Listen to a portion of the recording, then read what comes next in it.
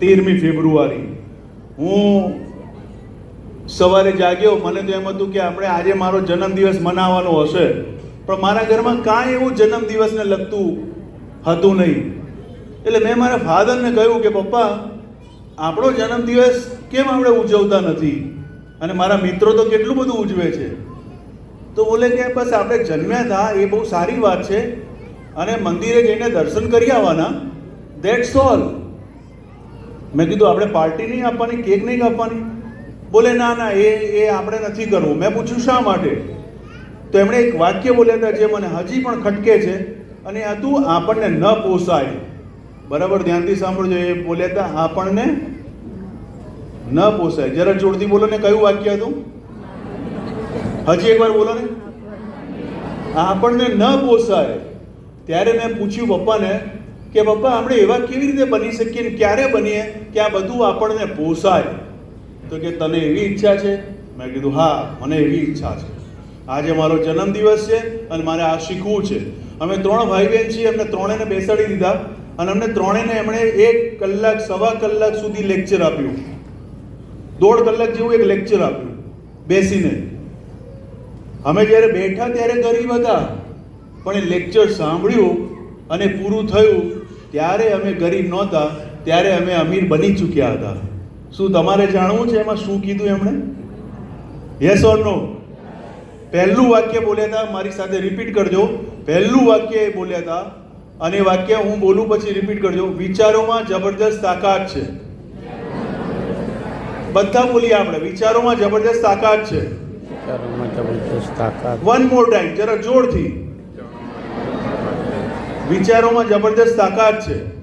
મેં કીધું પપ્પા, હું તો માનતો નથી, હું વિજ્ઞાનનો વિદ્યાર્થી છું, એટલે વિચારોમાં તાકાત છે આવું હું માનતો નથી. બોલે તું નથી માનતો? મેં કીધું ના. તો બોલે ઠીક છે, તો થોડા સમયમાં તું માની જઈશ. I said okay. પછી એમણે એક પ્રયોગ કર્યો. પ્રયોગ આપણે પછી કરીએ. પહેલા એક પ્રશ્ન પૂછું, આમાંથી કેટલા મિત્રોએ સત્યનારાયણ ભગવાનની કથા ક્યારેક કરાઈ છે? ઓહો, બધાએ. અને કેટલા મિત્રો એવા છે જે કોઈના ઘરે જઈને સાંભળી છે આ કથા? બધાએ. મને વિચારી કે જો આ કથામાં સૌથી સારું શું હોય છે? સૌથી સારું શું હોય છે? પ્રસાદ. આમ બાઉલમાં પડિયામાં આવે પ્રસાદ.